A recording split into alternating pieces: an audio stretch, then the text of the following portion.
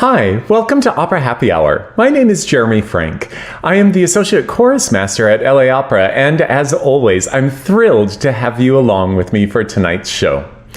Last episode, we spent some time crashing operatic weddings to help make up for a quintessential summer tradition that we had to alter or cancel this year because of COVID-19. Tonight's episode will continue along that line and will explore another tradition that we had to miss out on this summer, namely the family reunion. Now, obviously, it's of utmost importance to protect those that we love by staying connected and checking in with them virtually instead of physically right now. But if you're anything like Evan and me, we're actually missing seeing our families and reconnecting with them in person really badly. Once again, however, opera is going to come to the rescue. I've searched through the repertoire and chosen 4 famous operatic family reunions. And as was the case with operatic weddings, these depictions of reconnections between family members come with a ton more drama than I hope you experience in your own family's relationships. Just like last time, though, that makes for a great recipe for beautiful music and fantastic entertainment. Now, again, this is an episode where we have a pretty straightforward theme, and because of that, I wanted to do one more really straightforward drink pairing. And since it's a theme about family relationships, I wanted to choose this pink Moscato, which is actually one of my mom's favorite kinds of wine. So let me make a quick toast to my family and to yours, and to being able to reconnect again soon in person. Cheers.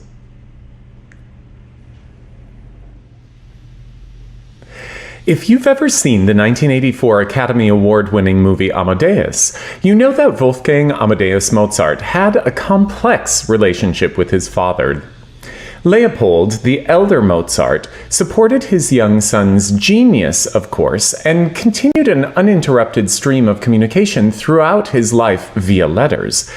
But as young Wolfgang grew up and moved out to establish his own independent life, there were ups and downs between the two men.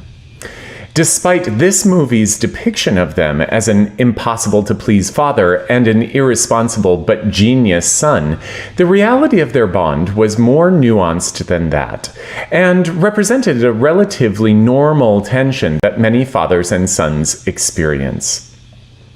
Nonetheless, in the hands of a genius opera composer like Wolfgang, this tension became the fuel for him to delve into the dynamics of the relationships between family members over and over throughout his operas. Tonight, 3 of the 4 musical excerpts we'll explore come from Mozart's depictions of family.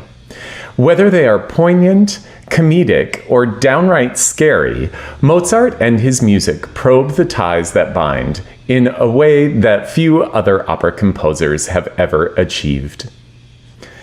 The first family that we'll visit tonight comes from Mozart's opera Idomeneo, which was written in 1780 when Mozart was only 24 years old, and is often considered the first of Mozart's mature operas.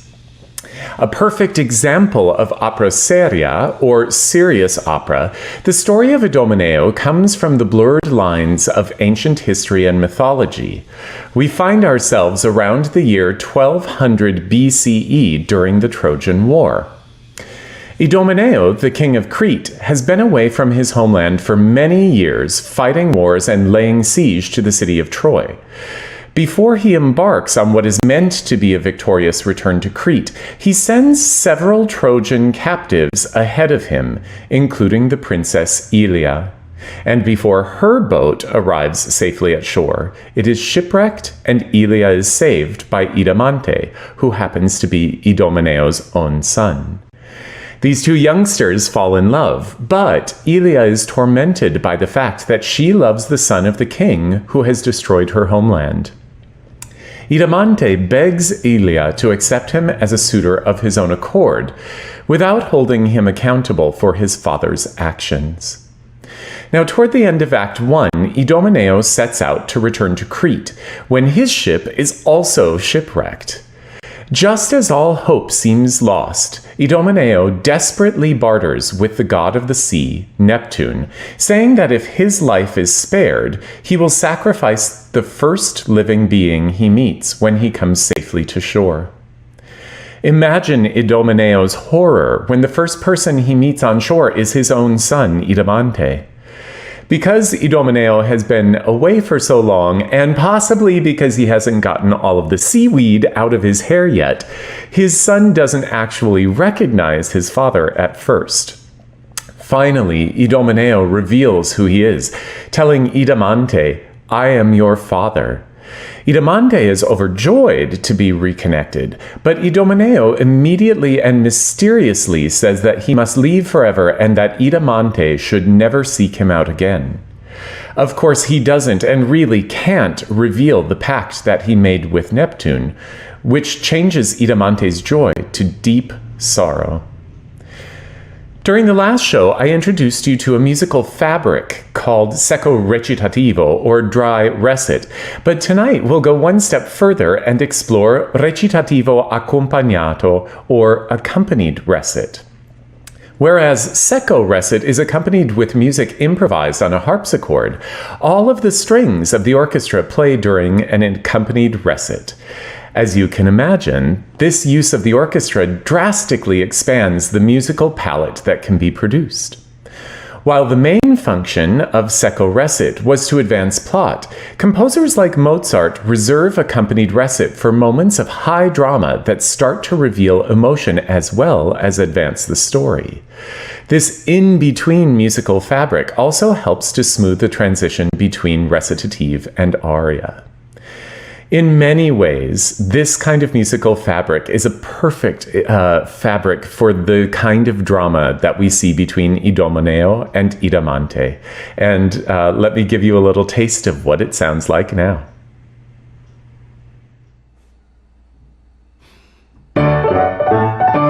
Most unpitying gods, are you also mourning my father's destiny? But I am your father, my father. What am I hearing? Oh, what a miracle! Allow me, my dear beloved father, to embrace you.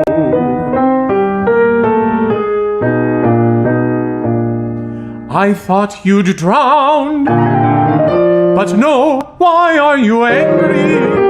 Why do you pull away? But why, where are you going? Do not follow me, I forbid it. It would have been better for you if you had never seen me again. Stay back, stay back. Never seek me again. Oh, what horror I feel. My senses fail me. I've barely seen him and recognized him, and he tells me that we cannot ever reunite. Oh, misery, what did I do? How could he tell me that we can never see each other from now on? If I can't follow him, what harsh fate? Maybe a crueler future awaits me.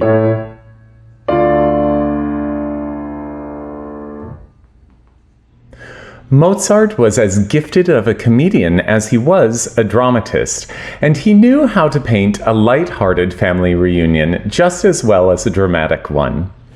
To show you what I mean, let's investigate one of the truly great comedic moments of 18th century opera, whose humor still holds up today, courtesy of the opera Le Nozze Di Figaro, or The Marriage of Figaro.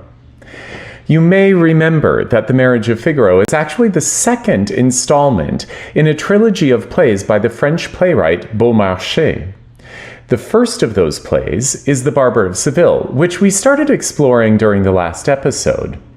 In fact, the wedding scene between the Count Almaviva and Countess Rosina introduced us to no fewer than 5 of the characters we find in The Marriage of Figaro.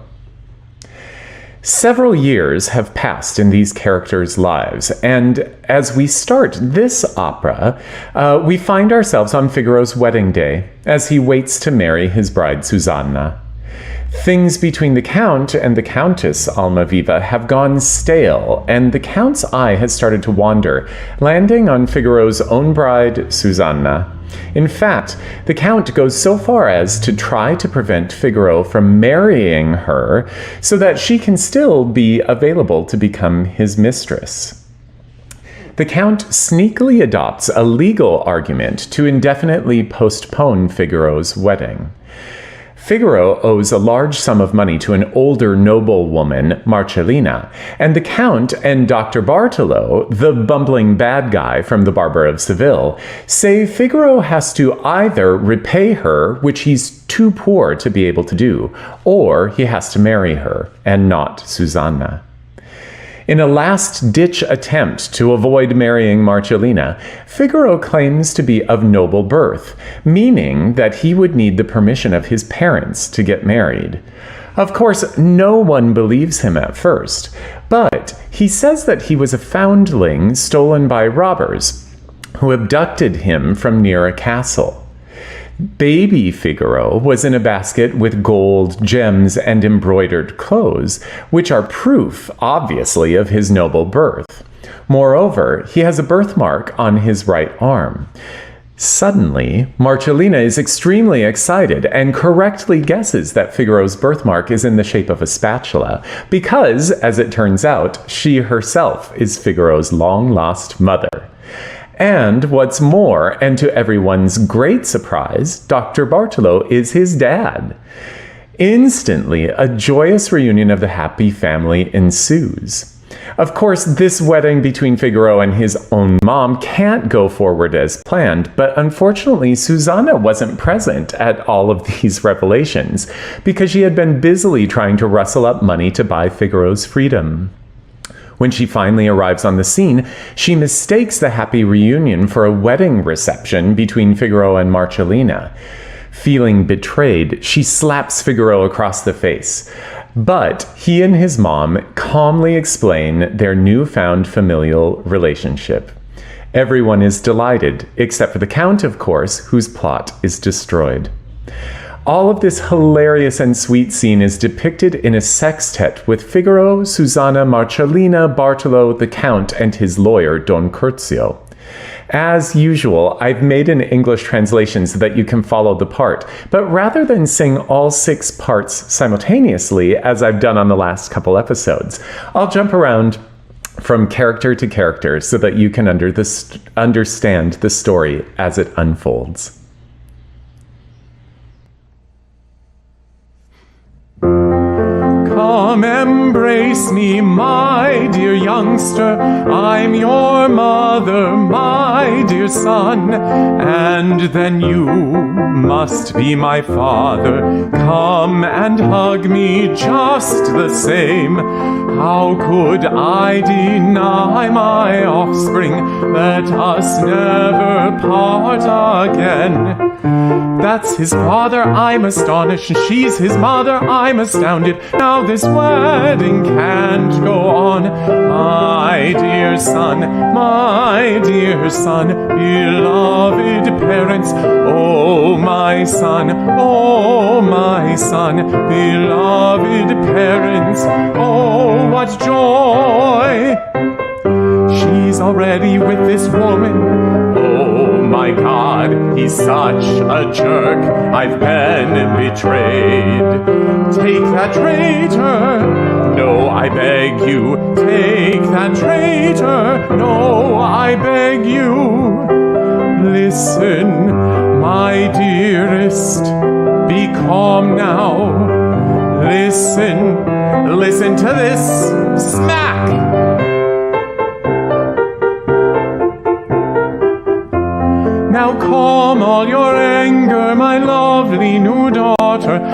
come greet your husband's father too, and come greet your husband's father too.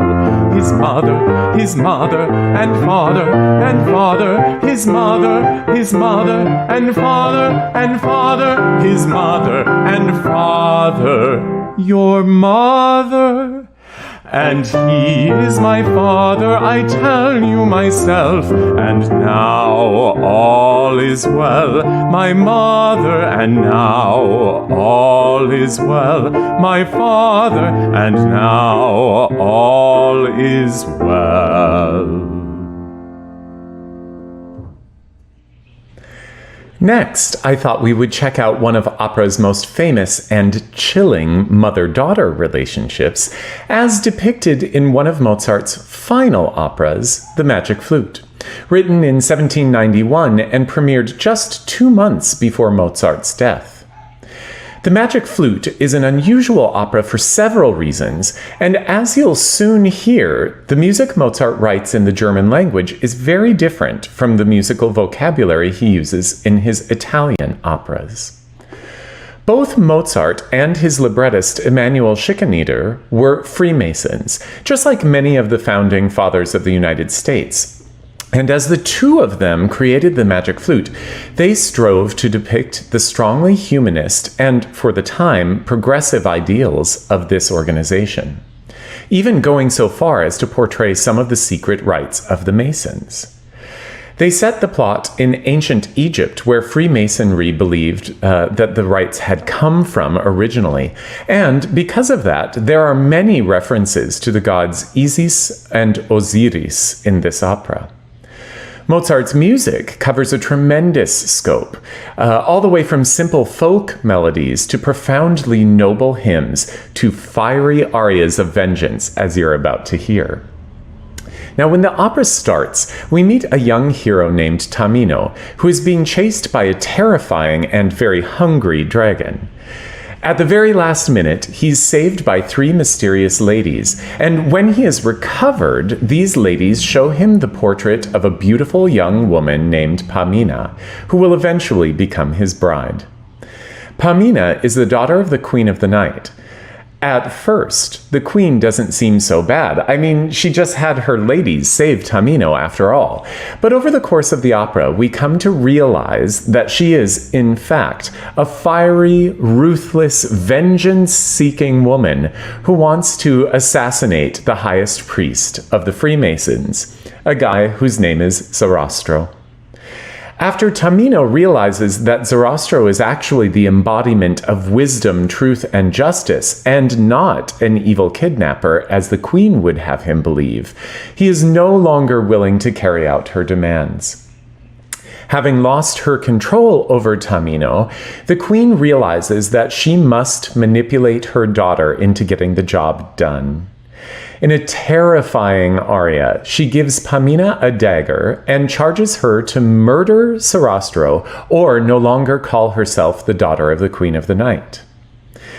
As I play the first segment of this aria, you will certainly recognize the tune. In fact, this aria is extra famous because Mozart writes some of the highest notes that the soprano voice can sing, a high F. There are a total of 4 of them in this aria, and because of that, watching the Magic Flute can kind of become a spectator sport, where we wait around to see if the queen can hit all of those Fs accurately and beautifully. I also find this dramatic moment highly interesting because it's a really good example of a terrible family reunion. Most moms do not incite their child to murder, and especially not as a condition of maintaining their relationship. As I sing this aria, I'll be singing it exactly 2 octaves lower than the actual written pitch, but don't be fooled. Even there, these Fs are really high for me, particularly because I'm a pianist. So if you know this piece well, you'll also notice that I'm only singing the first part of the aria, which I'll conclude right after hitting those famous high Fs. That's because although there's plenty of challenging aria still ahead, the audience almost always spontaneously applauds after the high notes. I hope my singing will cause the same reaction from you. Wish me luck.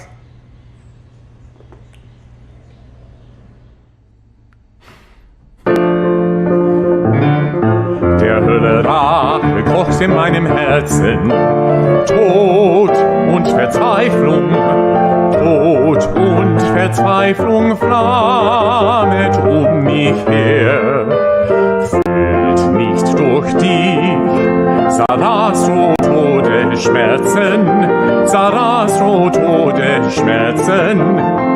So bist du meine Tochter nimmermehr, so bist du nicht meine Tochter nimmermehr.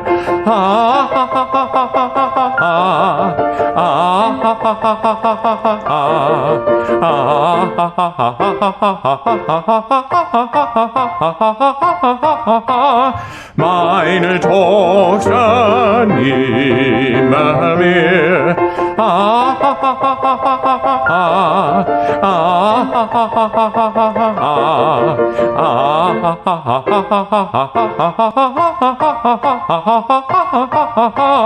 So bist du meine Tochter nimmermehr.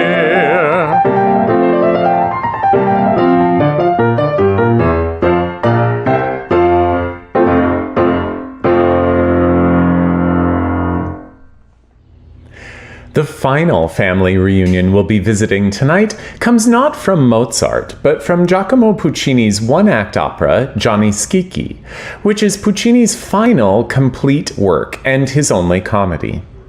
When we investigated this piece a few episodes ago, we mentioned that Gianni Schicchi, the title character, is immortalized in Dante's Inferno, but Gianni was actually a real historical man too, and the reason Dante included him in his work was because he, quote, counterfeited the shape of another for his own ends. If that mysterious turn of phrase doesn't immediately make light bulbs light up over your head, check out the central plot of the opera, which will explain it. When the curtain rises, the first thing that we see is the agonized death gasp of Buoso Donati. He is, or rather was, a very rich and terminally sick patriarch of a huge extended Italian family in Florence in 1299. His whole family is at the deathbed, seeming to mourn. In fact, they're just there for appearances. If there are any real tears at all, it's only because the family has heard rumors that Buoso has disinherited the entire family and given his money over to a monastery in the countryside. They slowly realize that if the will has already gotten into the hands of lawyers, there's nothing they can do. But if the will is still somewhere on the premises, they might have a fighting chance to save their inheritance. They reluctantly agree to entrust their collective fates to Gianni Schicchi, who comes up with an ingenious plan. He orders the family to blow out the candles that were burning during the vigil and tells them to send for a notary and 2 witnesses. He explains that he'll put on the deceased Buoso's night shirt, and in the dark room, he'll imitate Buoso's voice so that he, Gianni, can rewrite the will to the family's benefit. He stresses to the Donati clan that this is a serious crime that they're embarking on, and if any of them blows their cover, they'll all be punished by having their right hands amputated and by being exiled from Florence forever. Just before the notary arrives, each family member individually sneaks over to Schicchi to offer him a bribe, so he'll give each of them a coveted piece of property from Buoso's extensive holdings.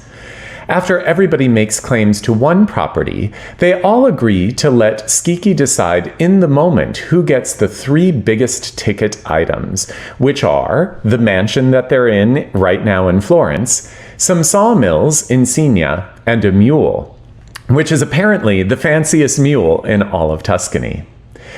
Schicchi slips into place and starts dictating the new will to the notary, who dutifully translates it into Latin, the language of all legal documents. One by one, Skiki makes good on the family's bribes, and they piously thank him. Finally, it's time to bequeath the 3 most coveted items, and to the family's shock and horror, Skiki gives each of those 3 things to himself. The family starts to threaten Skiki, saying they'll reveal him as an imposter, but he sneakily reminds them of the punishment that they would face, and they all fall into line. Now, in many ways, Gianni Schicchi is an opera that feels as contemporary as any ensemble cast sitcom from the 21st century. So that you can understand all the jokes in the piece, I've again made an English translation of this excerpt, and as always, I'll be jumping around from character to character as I sing the story of the scene. At the end of this particular musical excerpt, you'll hear a little winking, tongue-in-cheek giggle from the orchestra part, which represents Schicchi chuckling to himself. From the Donati's perspective, this isn't a very happy family reunion at all, but I think you'll agree with me that it's a very funny one, and that there's nothing that will bring a family together like shared misery. Take a listen and see for yourself. As for the money in cash, I leave it to my family in equal portions. Oh, Uncle, thank you, my cousin. I give Simon my houses in Fucecchio, and for Zita the farms of Filigne, for Beto the fields of Prato, for Nella and Gerardo Casa Empoli, and for Cesca and Marco the land in Empoli. Now it's time for the mule and the house and the mills.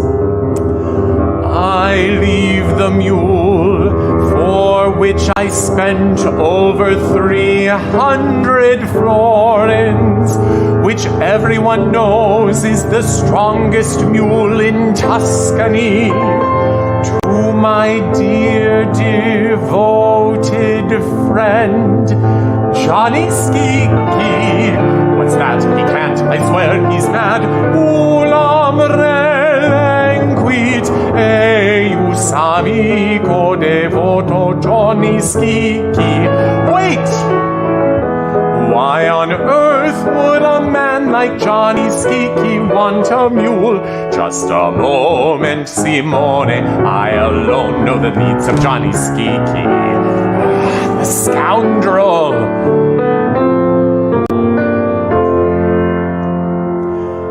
I leave this house in Florence to my dear devoted confidant, Gianni Schicchi.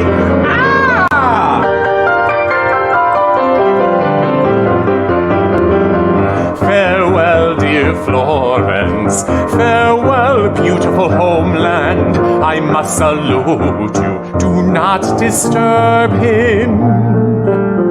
We must respect his final wish, Mr. Amanzio. I know that they object, but I have clearly chosen my intentions. If they complain, I'll sing farewell to Florence. And the mills in Signa, and the mills in Signa. The mills in Signa, farewell, dear Florence. I leave my dearest, farewell, beloved city. Devoted confidant, Gianni Schicchi, I must salute you with my amputated stump.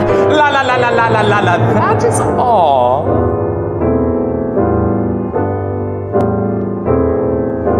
Zita, would you give 20 florins to each witness? And 50 to the lawyer. Mr. Bozo, thank you. No goodbyes now. Have courage, have courage. Let's be strong.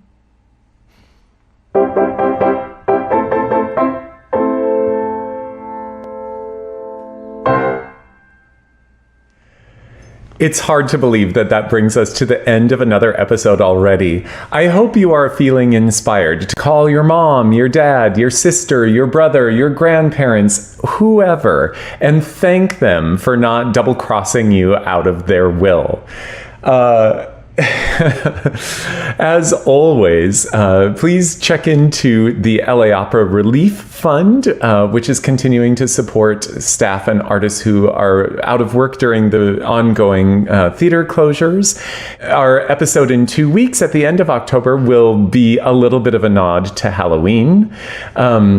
We'll be exploring the funniest or most extravagant opera deaths. So be prepared to be spooked. But in the meantime, I hope you stay happy and healthy. I can't wait to see you again, and cheers.